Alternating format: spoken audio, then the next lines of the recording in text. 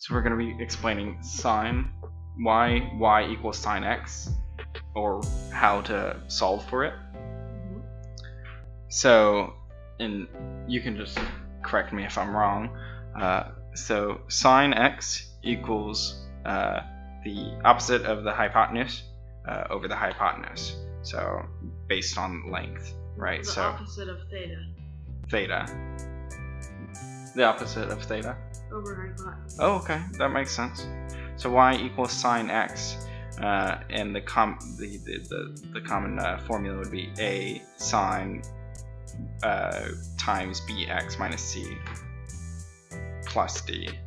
A being amplitude, b being the x-axis coordinate, right? And then phase the ending period. Phase shift equals c over b, right? So c would be if we're going rise over run, c is going to be y, the y-axis coordinate, right? No, it's going to be the x-axis. Vertical is d. But so it should be shifting. Yeah. Shifting. Oh yeah, because because d is the vertical shift and plane shift would be c over b. So we can represent x by cosine and y by sine, right? At that point, and then x is theta, y is sine theta at that point. So we're having a repeating pattern every 2 pi. Yeah, 2 pi. That's how long the period is. Which is sine. Tau or something like that.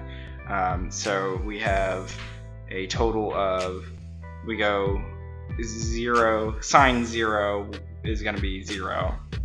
Alright, then sine pi over 2 is going to be 1. Sine pi is 0. Sine 3 pi over 2 is negative 1. And then we repeat back to 2 pi equals 0. In the... Let me just grab this. So we have p, when we're going by theta, first of all, we're going by radians, right? So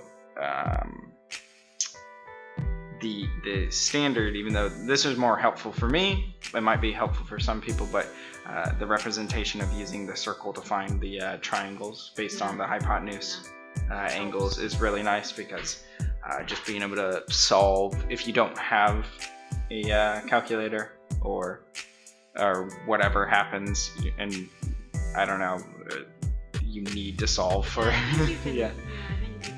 you can usually find it.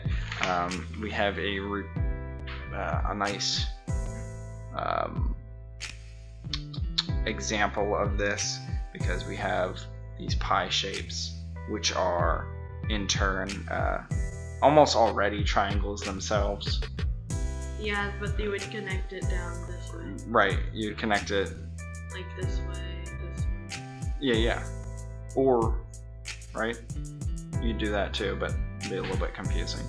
No, because these just represent how the decimals are. Okay, so yeah. you have to do it the opposite side needs to go straight down like that. Yeah, and we already have our 360 degrees of planes.